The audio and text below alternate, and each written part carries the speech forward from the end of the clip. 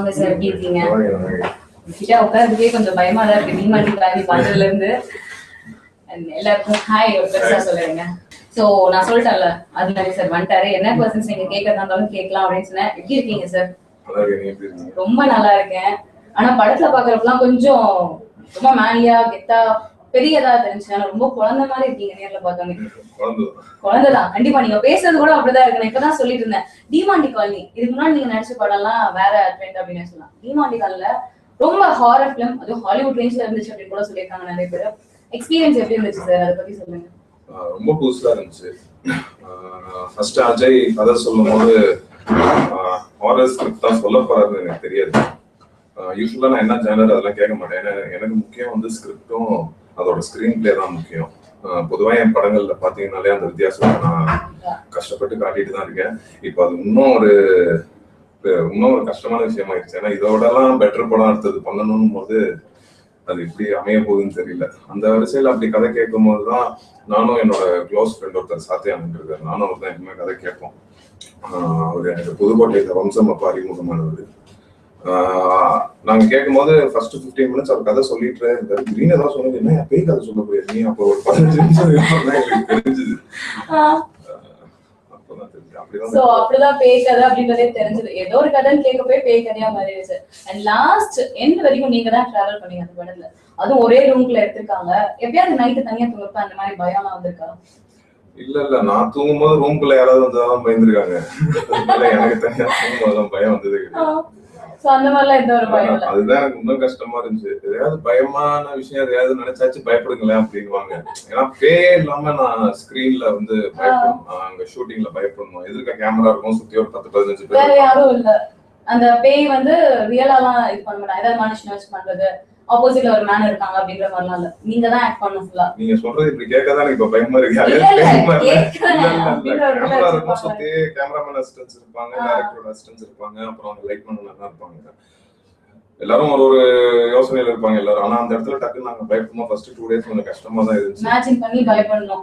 நான் அப்புறம் ரமேஷ கூட கேட்டேன், எப்படிங்க அப்படின்னா, ஏதாவது பயந்த விஷயம் எதையாவது யோசிச்சுக்க வேண்டியதான்.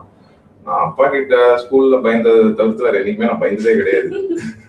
அதனால ஃபர்ஸ்ட் 2 நாள் கொஞ்சம் கஷ்டமா இருந்துச்சு, அப்புறம் அப்படியே பழகிடுச்சு. ரொம்ப ரியலா பார்த்து பயந்தா எப்படி இருக்குமோ அதே மாதிரி ஒரு ஃபீல் கொடுத்திருந்தீங்க. அதனால டிமாண்டி காலனி அந்த அரசர்லாம் வாழ்ந்தாங்களா? இல்ல, அது டைரக்டர் தான் கேட்கணும். ஏன்னா நான் இதை வந்து கதையா தான் பார்த்தேன். இதுல அதிகமா ரிசர்ச் பண்ணது வந்து அஜய் தான் ரிசர்ச் பண்ணாரு. அஜய் என்கிட்ட சொல்லும் போது ஃபர்ஸ்ட் செகண்ட் ஹாஃப் தான் ரெடி பண்ணிருக்கேன். என்கிட்ட சொல்லும் போது ஃபுல் ஸ்கிரிப்ட் சொன்னாரு. ஆனா இனிஷியலா நான் அவரை கேட்கும் போது இது எப்படி ரெடி பண்ணீங்க, ஃபர்ஸ்ட் செகண்ட் ஹாஃப் தான் நான் ரெடி பண்ணியிருந்தேன். சோ இதுக்கு ஒரு கொக்கி போடுறதுக்கு ஏதாவது ஒரு விஷயம் வேணும், அப்புறம் தான் நான் ஃபர்ஸ்ட் ஹாஃப் ரெடி பண்ண ஆரம்பிச்சேன். ஓகே சார், நார்மலா வந்து ஒரு படம் நம்ம ஹிட் கொடுத்துட்டோம் அப்படின்னு ஒரு தாட் வந்துச்சுனாவே, ரசிகர்கள் வந்து ரசிக்க ஆரம்பிச்சிட்டாங்கன்ற ஒரு தெரிஞ்சாவே அடுத்து எப்பவுமே பெஸ்டா கொடுக்கணும்ன்ற ஒரு இது இருக்கும். ஏன்னா எதிர்பார்ப்பு இன்னும் அதிகமாயிட்டே போகும். இந்த படம் வந்து இது வரைக்கும் அருளந்தி சாருக்கு எவ்வளவு ஃபேன்ஸ் இருந்தாங்க அப்படின்ற கணக்குலாம் இல்ல, இப்ப ரொம்ப அதிகரிச்சிருக்காங்க அப்படின்னே சொல்லலாம். ஏன்னா அந்த அளவுக்கு ஏற்பட்ட பாராட்டுகள், ரொம்ப வெற்றிகரமா போயிட்டு இருக்க படம். சோ அடுத்த ப்ராஜெக்ட்லாம் என்ன மாதிரி ஹாரர்ல தொடர்ந்து பண்ணலாம்ன்ற ஒரு தாட் இருக்கா, இல்ல ஹாரர் இதோட நிறுத்திட்டு வேற மாதிரி சப்ஜெக்ட்? இல்ல, நான் என்னைக்குமே இப்போ ஹாரர் பண்ணது கூட நான் ஹாரர் பண்ணணுன்றதுக்காக பண்ணல. கதையும் அந்த ஸ்கிரீன் பிளேயும் நல்லா இருந்ததுனாலதான் நான் அதை பண்ணேன். இதே கதையில வந்து அஜய் வந்து காமெடி நிறைய சொல்லியிருந்தா கூட நான் பண்ணியிருப்பேன்னு எனக்கு தெரியாது. எவ்வளவுதான் நான் சிரிச்சிருந்தாலும் இதுல காமெடி இருந்திருந்தா நான் பண்ணியிருப்பேன். இது சீரியஸ் ஹாரர்ன்றதுக்காக தான் நான் பண்ணேன். அடுத்தது 4 போலீஸ் நல்லா இருந்தது. அதுவும் கண்டிப்பா வித்தியாசமான படமா தான் இருக்கும். அது வந்து சிங்கம்புலியில ஹீரோன்னு சொல்லுவாங்க. ஏன்னா அவரை நோக்கிதான் போகும். இதுல எப்படி சனந்த்னு ஒரு கேரக்டர் பண்ணியிருக்காரு, அந்த அசிஸ்டன்ட் டைரக்டர் ராகவன் வருவார் படத்துல டிமாண்டி காலனில. அவருதான் இன்ட்ரோடக்ஷனே ஆவார் படத்துல. அவருக்கு எவ்வளவு ஒரு முக்கியத்துவம் இருந்ததோ அந்த அளவுக்கு சிங்கம்புலி அந்த படத்துல. நானும் அந்த கதையில நான் வந்து கான்ஸ்டபிள். சோ கான்ஸ்டபிளா வரீங்க, நம்ம மெயின் ஹீரோ தான் அப்படின்னு சொல்லிக்கலாம். ஆமா, அவர் ஏட்டையா. ஓ, ஏட்டையா தான் மெயின். ஸ்டேஷன்ல யார் பெருசு? ஏட்டையா தானே. ஆமா, அவர்தான் இப்பதான் சொல்லணும். சோ வந்து ஹேமா அவங்க என்ன क्वेश्चन ஃபர்ஸ்டா கேட்டிருக்காங்க அப்படின்னா, ஸ்டார்டிங் பாக்குறப்ப நீங்க கொஞ்சம் ஃபேட்டா இருக்க மாதிரிலாம் தெரிஞ்சீங்க. ஆனா இந்த படத்துல எதிர்பார்க்கவே இல்ல, தர்மேந்தியா அப்படின்னு பாக்குற அளவுக்கு இருந்தீங்க, ரொம்ப லீன் ஆயிட்டீங்க. சோ என்ன மாதிரிலாம் டயட் மெயின்டைன் பண்ணீங்க, இந்த படத்துக்காக தான் இதை மெயின்டைன் பண்ணீங்களா அப்படின்னு கேட்டிருக்காங்க. இல்ல, நான் இந்த ஷூட்டிங் முடியறதுக்கு முன்னாடியே 4 போலீஸ் முடிச்சிட்டேன். அதுக்கு கிருஷ்ணா டைரக்டர் கிருஷ்ணா என்ன சொன்னார், 4 போலீஸ் டைரக்டர் இருந்தா நீங்க கொஞ்சம் ஃபிட்டா வேணும், கொஞ்சம் தொலைதொலைன்னு இருக்கீங்க. இதனால ஹைட்டா இருக்கிறதுனால குண்டா தெரிய மாட்டேன் அவ்வளவு சீக்கிரம். அதனால கொஞ்சம் சொன்னாரு, மௌனகுருல கூட அங்க இங்க கொஞ்சம் புசு புசுன்னு இருப்பீங்க, அதனால வெறப்பா இருக்கணும்னாப்ல, இந்த ஊர் சைட்ல அப்படி இருப்பாங்கன்னு. சோ அதுக்காக ரெடி ஆனேன். அப்படியே இந்த படத்துல டயட்லாம் பெருசா ஒண்ணும் கிடையாது, அந்த மாதிரிலாம் எதுவும் இல்ல. ஆனா ஜிம் போயிட்டு இருந்தாரு. மௌனகுரு வரைக்கும் ஜிம் போனதே கிடையாது. அதுக்கப்புறம் தான் ரெகுலரா ஆரம்பிச்சீங்க. தரண் அவர் என்ன கேட்டிருக்காருன்னா, எப்ப நேஷனல் அவார்ட் வின் பண்ண போறீங்க எங்களுக்கு சொல்லுங்க அப்படின்னு கேட்டிருக்காரு. தரண் அதெல்லாம் தெரியல, கடவுள் கையில. கண்டிப்பா எனக்கு யூஸ்வலாவே எனக்கு எங்க அம்மா வந்து என்னன்னா எல்லா படமும் பார்த்து நல்லா இருக்குன்னு சொல்லுவாங்க. ரொம்பவும் போன்லாம் யூஸ் பண்ண மாட்டாங்க எங்க அம்மா. ஆனா இந்த வாட்டி எங்க அம்மா ஒரு 2 நாள் முன்னாடி தான் படமே பார்த்தாங்க, அது வரைக்கும் பார்க்கவே இல்லை. டிமாண்டிக் பார்த்துட்டு எங்க அம்மா ஸ்பேஸே விடாம very very very good Arun குட்டின்னு எனக்கு ஒரு மெசேஜ் அனுப்பிச்சிருக்காங்க. ஸ்பேஸே விடாம இருந்துச்சு. அது வந்து எல்லா அவார்டோட பெருசு. கண்டிப்பா நேஷனல் அவார்ட்லாம் என்ன இது கிடைச்சா போதும் அப்படின்றதெல்லாம். செந்தில்குமார் கேட்டிருக்காரு, உங்கள் கனவு கதாபாத்திரம் என்ன? ஏதாவது ஒரு கேரக்டர் இருக்கும்ல? இல்ல, எனக்கு கனவு கதாபாத்திரம் எதுவுமே கிடையாது. நான் எந்த கேரக்டர் கொடுத்தாலும் நான் செய்வேன், பண்ணுவீங்க. அடுத்தது வெற்றி விஎம் தலா அவர் என்ன கேட்டிருக்காங்கன்னா, தளபதி 2 பேர் கூடியும் நடிக்க சான்ஸ் கிடைக்குது, பட் உங்க கால் ஷீட் ஒருத்தருக்கு தான் கொடுக்க முடியும். இந்த சிச்சுவேஷன்ல யார் கூட நடிப்பீங்க? தளபதி 2 பேர் கூட நடிக்கணும், ஆனா உங்க கால் ஷீட் வந்து ஒருத்தருக்கு தான் கொடுக்க முடியும். யார் கூட நடிப்பீங்க? இல்ல, எனக்கு 2 பேருமே பிடிக்கும். எனக்கு என்னன்னா ஆக்சுவலா விஜய் சார் அண்ணன் தான் கூட பார்க்கும் போதெல்லாம் அவரு எனக்கு உதயானந்த் தான் என்ன இன்ட்ரோடியூஸ் பண்ணி விட்டாரு ஃபர்ஸ்ட் விஜய் சார் கிட்ட, குருவி படத்தப்போ. அப்போ அவரு டக்குன்னு உங்களை பத்தி நிறைய சொல்லியிருக்காருங்க, இவருதான் அது அப்படின்னாரு. என்னன்னா நான் பண்ண வாழ்த்தனத்தெல்லாம் சொல்லி வச்சிருக்காரு. ஏன்னா நான் கொஞ்சம் ரொம்ப ஷார்ட் டைம் சின்ன வயசுல எல்லாம் டக்குன்னு அப்படிதான் அறிமுகம் வச்சு. அப்புறம் அவரோட ஃப்ரெண்டு வீட்லயே ஒருத்தர் வீட்டுல பார்த்தோம். அவரோட இருக்கிற லெவலுக்கு அவர் ரொம்ப டவுன் டு அர்த்தா இருந்தாரு. ஆனா எனக்கு பர்சனலா எனக்கு அஜித் சார் ரொம்ப பிடிக்கும். தளபதியும் பிடிக்கும், தலையும் பிடிக்கும். யாருக்கு கால் ஷீட் கொடுப்பீங்க? யாராவது ஒருத்தாங்கன்னா? 2 பேருமே பிடிக்கும், 2 பேரும் கோச்சிக்க மாட்டாங்க. எனக்கு ஒரு படம் நல்லா போயிட்டு சோ இது நான் வந்து எதுவும் பதில் சொல்ல முடியாது. அவர் வந்து 2 பேரும் பிடிக்கும், 2 பேர் கூட எப்படியாவது அட்ஜஸ்ட் பண்ணி கால் ஷீட் நினைச்சுவீங்கல்ல? ஓகே, கண்டிப்பா. அடுத்தது அறிவு வருங்காலத்துல நிதியமைச்சர் ஆகும் நம்பிக்கையில தான் அருள்நிதினு பேர் வச்சிருக்கீங்களா? பிடித்திருக்கிறது அருள்நிதி பேர் வச்சிருக்கீங்களா அப்படின்னு கேட்டிருக்காங்க. இல்ல, எங்க குடும்பத்துல எல்லாருக்கும் நிதி தான் பேர் வச்சிருக்காங்க. சொல்ல முடியுமா அப்படின்றீங்க? நல்லா இருக்கு சார், அருள்நிதி அப்படின்றது. அருள் வந்து எப்பயுமே எல்லாருக்கும் வேணும்னு கேட்பாங்க. உங்க பேர்லயே இருக்கு அப்படின்னு சொல்லலாம். சுரேந்திரகுமார் வந்து கேட்டிருக்காரு, மௌனகுரு முதல் டிமாண்டி காலனி வர உங்களை நீங்க எப்படி பாக்குறீங்க? உங்களோட வளர்ச்சி திருப்திகரமா உள்ளதா உங்களுக்கு அப்படின்னு கேட்டிருக்காரு. இது நான் வம்சம்ல இருந்தே சொல்லிக்கிறேன். ஏன்னா வம்சம் வந்து நான் ஒன்னும் பெருசா ஏதோ இதெல்லாம் போயிட்டு நான் வரல. அது நான் பிளான் பண்ணிட்டு இருந்தேன், அப்படியே வந்துட்டேன். நான் கூத்து பற்று அதெல்லாம் போக சொன்னாங்க. ஆனா பாண்டியராஜ் சார் விஜயன் ஒருத்தர் அமைச்சாரு ஒரு 10 நாள். அவர் என்ன பண்ணாரு, என்ன மேக்கப் போட்டு விட்டு என் கூச்சம் போறதுக்காக ஸ்பென்சர் பிளாசால நடக்க விட்டு, உங்க ஆபீஸ் பக்கத்துலயே தானே இருக்கு, சும்மாவே நான் கொஞ்சம் ஹைட்டா இருக்கேன்னா டக்குன்னு திரும்பி பார்ப்பாங்க. ஃபுல்லா மூஞ்சி ஃபுல்லா மேக்கப் போட்டு விட்டாரு. என்கிட்ட என்ன சொன்னாரு, நீங்க யாரை பார்த்தாலும் சாப்பிட்டீங்களான்னு கேட்கணும் அப்படின்னாரு. ரொம்ப கேவலமா இருக்குங்க இதெல்லாம். நான் பாண்டியராஜ் சார் கோர்ஸ் சொன்னாரு. அவர் ஒருவேளை இந்த 10 நாள் கோர்ஸ்லயே இவன் நடிகை இவன் படம் வேண்டாம் ஓடி இருக்கணும்னு சொன்னாரா தெரியல. யாரை பார்த்தாலும் சாப்பிட்டீங்களான்னு கேட்க சொன்னாங்க. நான் மேல அப்படியே இந்த எக்ஸிட் போட்டிருப்பாங்கல்ல, அதையே பார்த்துட்டு எக்ஸிட் போன நேரம் கால் வந்துருச்சு, அப்படியே கிளம்பி விட்டேன். ஆளை விடுங்கடா. யாரையுமே கேட்கல. என்னதான் ஒருத்தங்க பாவம் பார்த்து சாப்பிட்டீங்களான்னு வந்து கேட்டாங்க, சாப்பிட்டேங்க. அப்போ இதையே நான் சொல்றேன்னா, அது அந்த மாதிரி ஒரு 2-3 கிளாஸ் தான் பண்ணேன் நான் 1 வருஷம் முன்னாடி. ஃபர்ஸ்ட் படம் வந்து என்ன ஃபுல்லா ட்ரெயின் பண்ணது பாண்டியராஜ் சார் தான். ஏன்னா ஒரு புது ஹீரோ மாதிரியே காட்டியிருக்க மாட்டாரு. சில இடத்துல அது தெரிஞ்சாலும் அவருனால முடிஞ்சதை அவர் பண்ணியிருப்பாரு. ஏன்னா அதுக்கு முன்னாடி அவரு குழந்தைங்களை வச்சு எடுத்துட்டாரு. அதனால அவருக்கு அப்படியே செட் ஆயிடுச்சு. என்னையும் குழந்தை மாதிரி தான் பாத்துக்கிட்டாரு. சோ அதுக்கப்புறம் என்ன ஒரு நடிகன்னு எல்லாருக்கும் காட்டுனது மௌனகுரு தான். அதுக்கப்புறம் அந்த படத்துல நான் கத்துக்கிட்டது என்னன்னா, கேரக்டருக்குள்ள பூந்து பண்ற சில விஷயங்கள் அப்படின்னும் போதுதான் தகராறு படம் பண்ணேன். அது திருப்பி நான் வம்சமுக்கு அப்புறம் பண்ற வில்லேஜ் பேஸ் சப்ஜெக்ட், மதுரை டவுன்ல நடக்கிற மாதிரி. அது எனக்கு வேற மாதிரி ஒரு அந்த ஸ்லாங் எனக்கு ஈஸியா செட் ஆயிடுச்சு. ஏன்னா ஆல்ரெடி நான் வம்சம்ல பண்ணனால. என்ன ரொம்ப செட்டில்டு ஆக்டிங்ல கொண்டு வந்தது சிம்புதேவன் சார். அவரு ஒரு கண்ணி 3 கலவாணியில வந்து, ஏன்னா அவரு படத்தை பொறுத்த வரைக்கும் நம்ம ஓவரா நடிச்சுட்டா பிரச்சனை, அவரு டைலாக கரெக்டா சொல்லிட்டாலே போதும். ஏன்னா அவருக்கு டைலாக் தான் ஸ்ட்ரென்த். டிமாண்டி காலனி நான் எந்த படத்துலயும் சாங் எல்லாம் ட்ரை கூட பண்ணது கிடையாது. இந்த படத்துல அஜய் நீ ஆடியே ஆகணும்ட்டாப்ல, ஆடி ஆகி என்ன உண்மையாவே எனக்கு இந்த படத்துல ஃபேன்ஸ் கொஞ்சம் மௌனகுரு எத்தனை பேர் பார்த்தாங்கன்னு எனக்கு தெரியல. ஏன்னா அது வேற ஜானர் ஆஃப் மூவி, இது வேற ஜானர் ஆஃப் மூவி. இன்னைக்கு ஹாரருக்கு ஒரு பெரிய முக்கியத்துவம் இருக்கிறதுனால இந்த படம் இன்னும் பெருசாயிடுச்சு. கண்டிப்பா. பட் என்னைக்கா இருந்தாலும் எனக்கு ரொம்ப முக்கியமான படம் மௌனகுரு.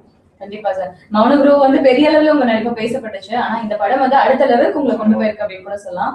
அண்ட் உமைதுல்லா அவர் என்ன கேட்டிருக்காங்கன்னா, டிமாண்டி மாதிரி உங்க லைஃப்ல நிஜ பெய பார்த்தா என்ன நடக்கும் அப்படின்னு கேட்டிருக்காரு. இல்ல அது பார்த்தாதான் தெரியும். ஏன்னா நான் இந்த படத்துல பயந்து பேய பார்த்தா பயப்பட மாட்டேன். அதுலயும் இன்னொரு பின்குறிப்பு அவர் சொல்லிருக்காரு, அது ஒரு பெண் பேய் அப்படின்னா என்ன நடக்கும் அப்படின்னு கேட்டிருக்காரு. ரியல் லைஃப்ல எல்லாமே பார்த்துருக்கோம் அப்படிதான் நீங்க நினைக்கிறீங்க. உங்க சிரிப்பிலே அது தெரியுது. பெண் பேய் தான் நிறைய பாக்குறோம். அதுதான் நானும் சொல்லிட்டேன், அவங்க சிரிப்பிலே தெரிஞ்சிச்சு. அடுத்தது கிளென் மேக்ஸ் அவர் கேட்டிருக்காரு, tell about Thalapathy who is best அப்படின்னு கேட்டிருக்காரு. ரெண்டு பேருமே அவங்கவுங்க இதுல பெஸ்ட். அஜித் சார் வந்து எனக்கு தெரிஞ்சு தமிழ் சினிமாலே ரொம்ப ஹேண்ட்ஸம் அவர்தான். அவரோட ஸ்டைல் விஜய் சார் மாதிரி யாரும் டான்ஸே ஆட முடியாது. கண்டிப்பா. நம்ம எல்லாம் அவர் ஆடுறதுல நம்ம எல்லாம் 1% தான். அதை எவ்வளவு கத்துக்கிட்டாலும் 10%ல வந்து ரெண்டு பேருமே பெஸ்ட் அப்படின்றீங்க. அடுத்ததா வினோத்குமார் அவர் என்ன கேட்டிருக்காருன்னா, உங்க லைஃப்ல பேய் அனுபவம் இருக்கா மிஸ்டர் அருள் அப்படின்னு கேட்டிருக்காரு. இல்ல இது வரைக்கும் இருந்தது கிடையாது. இது வரைக்கும் பேய் எல்லாம் எந்த ஒரு கனவுல கூட வந்தது இல்ல. ஓகே. அடுத்தது முகமது அப்துல்லா, நீங்க அரசியலுக்கு வருவீங்களா அப்படின்னு கேக்குறாரு. நடக்கலாம் நடக்காம போகலாம். இல்ல அவ்வளவுதான், அதோட முடிச்சிருங்க அப்படின்றாரு. அப்போ டாட் அவர் கேட்டிருக்காரு, டிமாண்டி காலனியோட கிளைமேக்ஸ் எப்படி அக்செப்ட் பண்ணீங்க, ஏன் அக்செப்ட் பண்ணீங்க? ஏன்னா நீங்க லாஸ்ட்ல வந்தோடனே தப்பிச்சிட்டீங்க அப்படின்ற ஒரு தாட் தான். போய் அவர் அறைவீங்களே அந்த டைம்ல நீங்களும் இல்ல அப்படின்ற ஒரு தாட் இல்ல. நான் அந்த கதையை ஏத்துக்கிட்டனாலதான் நான் அந்த கிளைமேக்ஸே அக்செப்ட் பண்ணேன். நான் முதல் சீன் இன்ட்ரோடக்ஷன்லாம் நான் ஏத்துக்கிட்டேன். அதோட எனக்கு இது ஒண்ணும் பெருசா அந்த கொடுமையை நான் தாங்கிட்டேன். இது என்ன பெரிய கொடுமைன்றீங்க. அண்ட் அடுத்ததா மணிகண்ணன் அவர் என்ன கேட்கிறாங்க, தோல்வியும் வெற்றியும் எப்படி எடுத்துக்கிறீங்க அப்படின்னு கேட்டிருக்காரு. வெற்றியோட தோல்வியில தான் நிறைய கத்துக்கலாம். என்னன்னா தோத்ததுக்கு அப்புறம் அந்த ஒரு வெறி இருந்துகிட்டே இருக்கும். அப்பதான் வெற்றி தர முடியும். கண்டிப்பா. சோ அடுத்தது மணி கோகா அவர் என்ன கேட்டிருக்காங்கன்னா, கலைஞரின் கதை வசனம் உதயநிதி அவர்களோட தயாரிப்புல கிருத்திகா உதயநிதி இயக்கத்துல அருள்நிதி நடிக்கும் சாத்தியம் உண்டா? சோ 3 பேர் காம்பினேஷன்லயும் ஒரு படத்துல நீங்க நடிப்பீங்களா அப்படின்னு கேட்டிருக்காங்க. அப்படி ஒரு சூழ்நிலை இருந்தா கண்டிப்பா நடிப்பீங்க. அப்பயும் கதை தான் முக்கியம். சோ அப்பயும் இம்பார்ட்டன்ட் கதை தான். யார் ஃபேமிலியா இருந்தாலும் சரி எனக்கு கதை தான் இம்பார்ட்டன்ட். அரவிந்த் பாலாஜி அவர் கேட்டிருக்காரு, சார் நீங்க நடிக்க வர்றதுக்கு ரீசன் யாரு? இன்கேஸ் நீங்க நடிக்க வரலன்னா வேற எந்த ஃபீல்டுக்கு போயிருப்பீங்க? நான் நடிக்க வரதுக்கு ரீசன் நான் காலேஜ் முடிச்சுட்டு மாடலிங் பண்ணிட்டு இருந்தேன். மாடலிங்னா 2 ரேம்ப் ஷோ தான் பண்ணேன். அப்போ எனக்கு கணேஷ் ஒரு கோரியோகிராஃபர் அறிமுகமானார். அவர் ஒரு ஸ்டேஜ்ல எனக்கு பயங்கர க்ளோஸ் ஆயிட்டாரு. போட்டோ ஷூட்லாம் எடுக்கும் போது அவர் சொல்லுவாரு, மாடலிங்கை விட நீங்க உங்களுக்கு சினிமேட்டிக் ஃபேஸ் தான் அதிகம். நான் வந்து அப்பா ஒத்துக்க மாட்டாரு அப்படிலாம் சொல்லிட்டே இருந்தேன். ஏன்னா அப்பாவும் ஒரு 20 years பேக் ப்ரொடியூசர் லோகராசிலே படம் எடுத்தாரு, அருள்நிதி ஃபிலிம்ஸ் எடுத்தாரு. அப்ப எங்க கொல்லுப்பாட்டிக்கு பூ போடுற ஷாட் வரும். நான் இவ்வளவுதான் இருப்பேன்.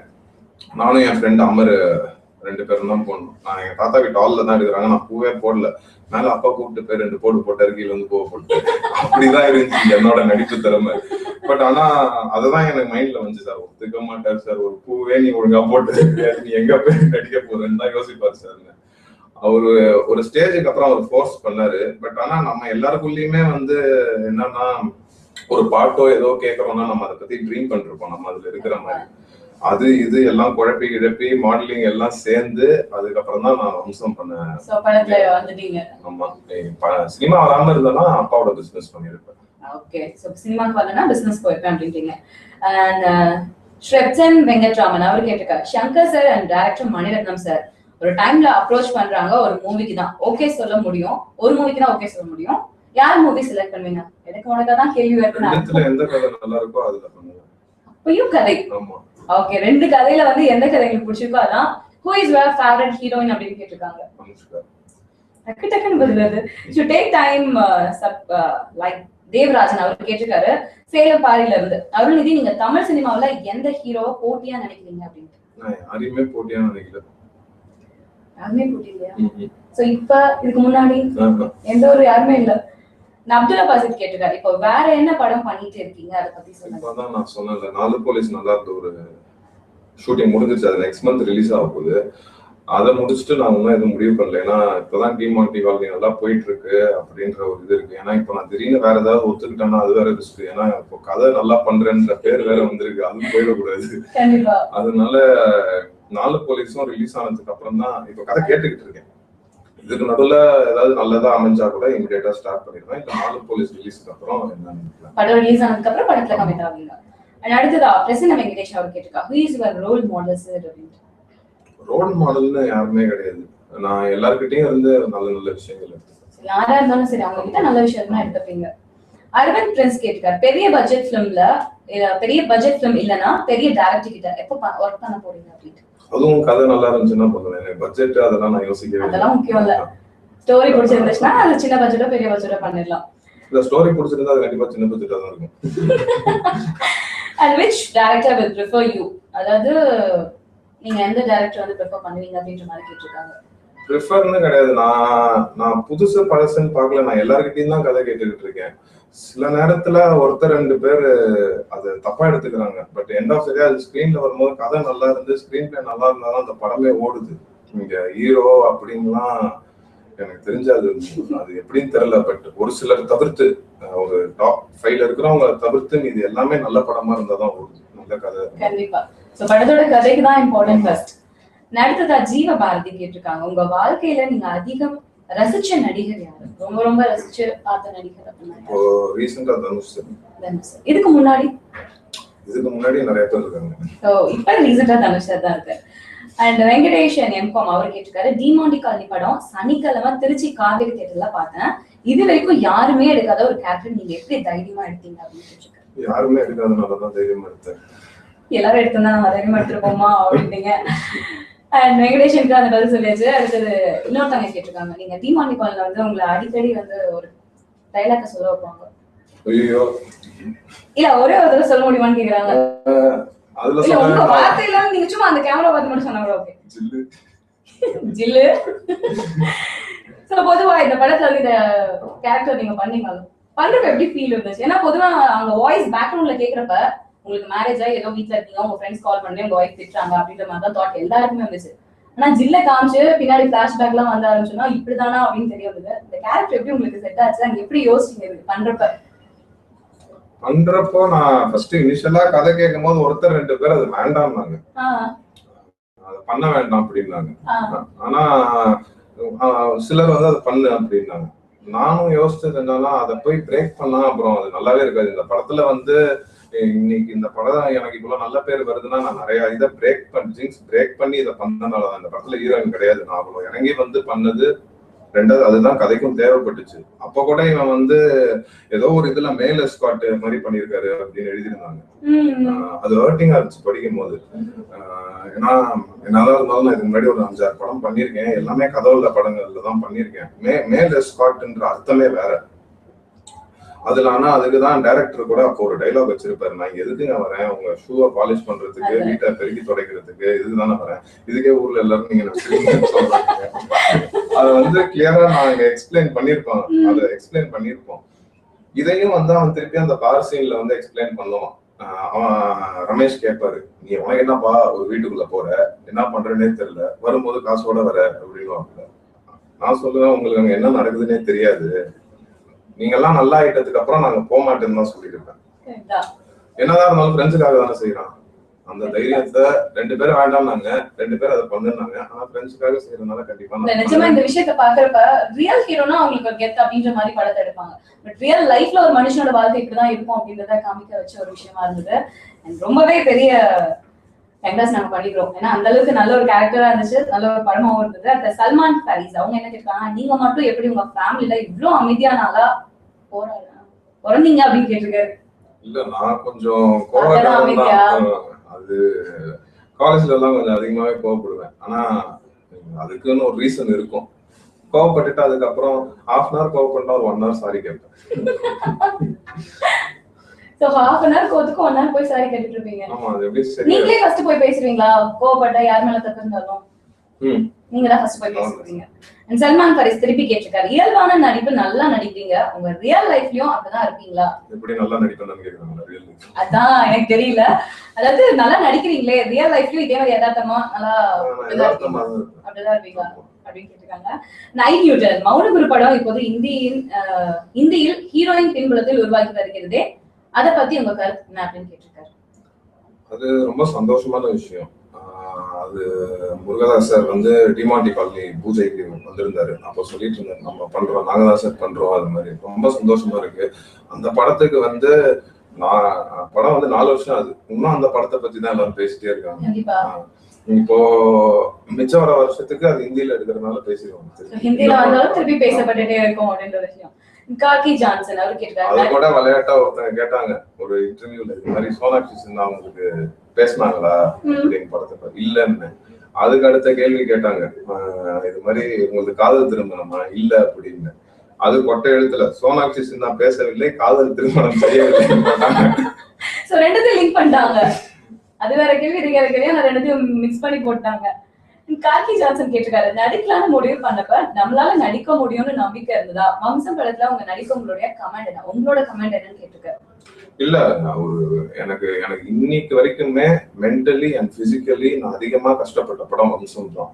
ஏன்னா மீதி எல்லா படத்துலயுமே வந்து ஏதாவது லைக் அவ்வளோ பிசிக்கல் இது இருக்காது. இப்போ இந்த படமே பாத்தீங்கன்னா ரூம்குள்ளேயே தான் எடுப்போம். ஸ்ட்ரெஸ் இருக்கும், இதெல்லாம் இருக்கும், அது வேற விஷயம். பட் வம்சம்ல நான் அதுக்கு முன்னாடி கம்மாயில எல்லாம் இறங்கி குளிச்சது கிடையாது. அதுக்குள்ளேயே இறங்கி ஓட சொன்னாங்க. தண்ணிக்குள்ள இருந்து முழுகி இருப்பேன். மாஸ்டர் செல்வா மாஸ்டர் தான் வராரு, ஹீரோயிசமா எந்திரிங்க வெளில அப்படின்றாங்க. சார் கால் சிக்கிட்டு இருக்கு சார் கீழே, ஏன்னா செருப்பு கிருப்புலாம் மாட்டிக்கிச்சு, முள்ளு இருக்கும். அது அந்த படம் வந்து பிசிக்கலா நான் உண்மையாவே கஷ்டப்பட்டேன். ஆனா நடிப்பா நான் வந்து இன்னுமே நான் நல்லாவே பண்ணிருக்கலாம் அந்த படத்துல.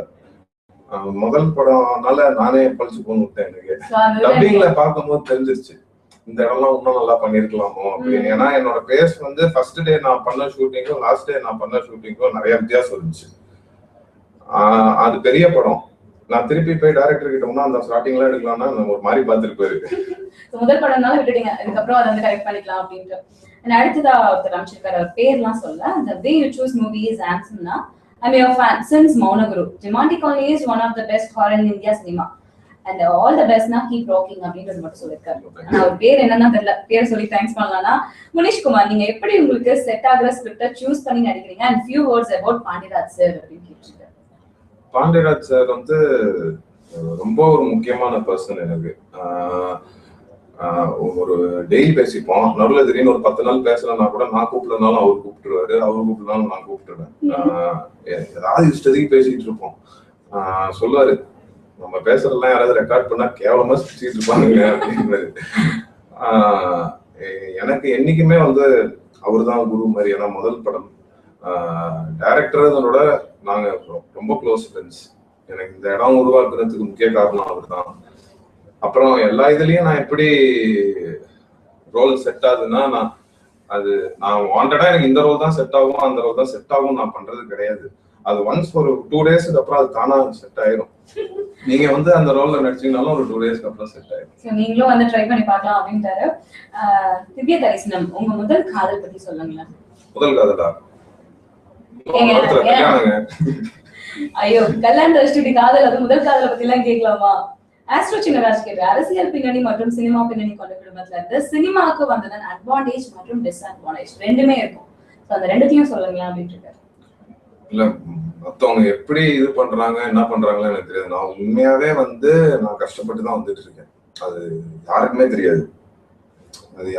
தெரியாது. ஏன்னா ஃபேமிலின்னு சொல்லிடுவாங்க ஈஸியா. ஒரு சில ஒரு தடவை நான் ஒரு பிரஸ் மீட்ல ரொம்ப ஃப்ராங்கா பேசினேன். அதுக்கு கீழே அடிச்சவங்க வந்து என்னன்னு அடிச்சிருந்தாங்கன்னா, இது மாதிரி சில இதெல்லாம் சொல்லி அதை வச்சு படம் எடுத்துக்கிறாங்க, இதை வச்சு படம் எடுத்துக்கிறாங்க. அதெல்லாம் என்கிட்ட இருந்துச்சுன்னா தமிழ் என்ன மாதிரி பெரிய பட்ஜெட் படம் எவனே பண்ண முடியாது. இருக்கிறதுலே இன்னைக்கு வரைக்கும் லோவஸ்ட் பட்ஜெட் படம் நான் தான் பண்ணிட்டு இருக்கேன். அது டிஸ்அட்வான்டேஜ். அட்வான்டேஜ் என்னன்னா, அதனால ஒரு ரீச் இருக்கு. அது ரீச்னு மட்டும் சொல்ல முடியாது. என்னன்னா, இப்போ நான் நேத்து கூட காசி தேட்டர் போயிருந்தேன். அங்க வந்து ஒரு அண்ணன் வந்தாரு, அங்க தயவு செய்து தாத்தா பேரை காப்பாத்துப்பா அப்படின்னு. ஆனா நீங்க போய் படத்தை பாத்தீங்களா இல்லையான்னு கேட்டேன். என்னன்னா இப்போ வந்து அது சேலஞ்சா எடுத்துக்கணும் நம்ம. அப்பதான் என்னால நான் அது வந்து அந்த அந்த மாதிரி விஷயம் எல்லாம் என்னன்னா அடுத்தடுத்து நல்ல படங்கள் பண்ண வைக்கும். கண்டிப்பா. சோ 2 விஷயத்தையும் சொல்லிட்டீங்க. முகமது அசா கேட்டிருக்க சிவில், முகமது அசா சிவில், நீங்க நடித்ததுல உங்களுக்கு பிடிச்ச படம் எது அண்ணா அப்படின்னு? நான் நடிச்சதுல எனக்கு வம்சம். ஏன்னா வம்சம் வந்து எனக்கு மௌனகுரு நான் எப்பவுமே முக்கியமான படம்ங்க. ஆனா வம்சம் வந்து அது ஒரு ஃபேமிலி மாதிரியே இருந்துச்சு. அந்த இடம் ஒரு 100 நாள் அங்கதான் இருந்தோம். எங்க அப்பா தான் அந்த படம் ப்ரொடியூஸ் பண்ணாரு. ஆனா ஒரு நாள் எங்க அப்பா மானிட்டர் முன்னாடி வந்து உட்கார்ந்ததே கிடையாது. ஷூட்டிங் இங்க நடக்குதுன்னா ஒரு 100-200 மீட்டர் தள்ளி தான் அவர் உட்கார்ந்து இருப்பாரு. ஒரு சின்ன டெக்னீஷியன்ல இருந்து பெரிய டெக்னீஷியன்ல இருந்து யார் போனாலும் எந்திரிச்சு நின்று யூஸ் பண்ணுவார் அப்பா. அப்போ வந்து அப்பா பத்தி என்கிட்ட நிறைய பேர் அவ்வளவு சொல்லுவாங்க. ஏன்னா அப்பா வந்து அப்பதான் நிறைய பேருக்கு வெளியிலேயே தெரியும். அதுக்கப்புறம் ஒரு நாள் என்னாச்சு, நான் எங்க அம்மா கிட்ட பேசுற மாதிரி ஒரு சீன் வரும். அனுபமா நடிச்சிருப்பாங்க. இது அந்த அந்த இடத்துல இது மாதிரி வில்லனோட இருக்கிறத பத்தி வீட்டுல அது ஒரு லாங் டைலாக். அதை இப்போ நினைச்சாலே எனக்கு தடுமாறுது. பெரிய டைலாக். நான் பாண்டியராஜ் சாரை வந்து பின்னாடி கூட்டு போயிட்டேன். அங்க ஒரு கிணறு இருக்கும். நாங்க ஷூட்டிங் பண்ண வீட்டுல கூட்டு போய் சார் நாளைக்கு எடுத்துக்கலாம் சார். நீ என்ன ஸ்கூல்ல மாதிரி பண்ணிட்டு இருக்கீங்க நாளைக்கு உண்மையாவே அவர் சரி நாளைக்கு பண்ணிக்கலாம்னு போயிட்டாரு. அடுத்த நாள் பார்த்தா திடீர்னு எங்க அப்பா உட்காந்துருக்காரு. தப்பு என்ன ஆயிடுச்சு, என்ன ஒரு நாள் கூட மானிட்டர் பக்கம் உட்கார்ந்தது கிடையாது, வந்து உட்கார்ந்து இருக்காரு. படப்பட டைலாக் வந்துருச்சு. பார்த்தா டோட்டல் யூனிட்டே கிளாஸ் வச்சுட்டாங்க. பயம்னு கிடையாது.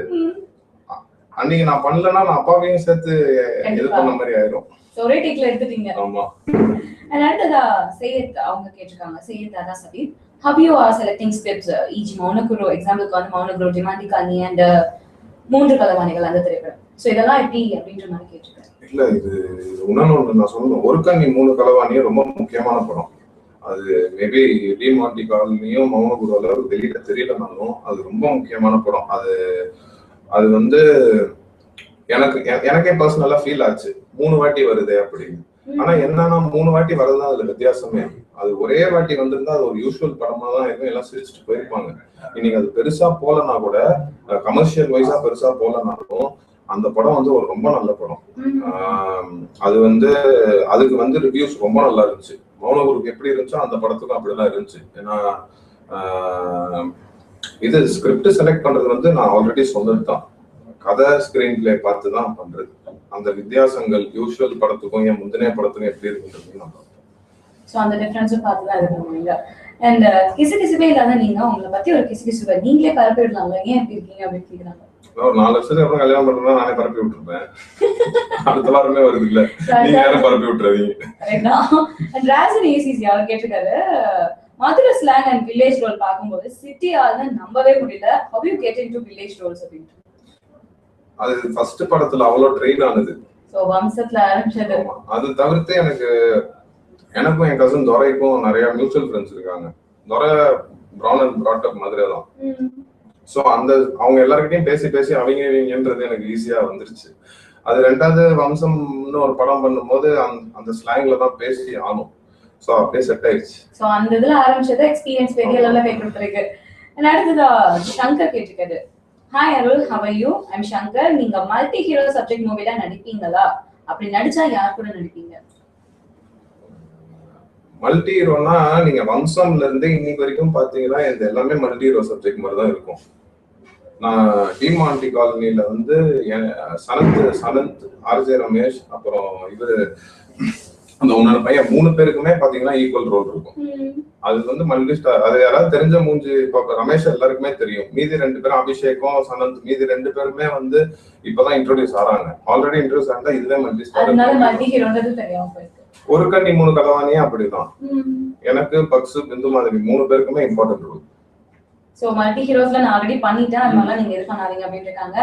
தொடர்ந்து இவ்வளவு நேரம் நீங்க எங்களோட கேள்விக்கெல்லாம் பதில் சொன்னீங்க. ரொம்ப ரொம்ப சந்தோஷமா இருக்கு. டிமாண்டி காலனி இப்ப வரைக்கும் வெற்றிகரமா போயிட்டு இருக்கு.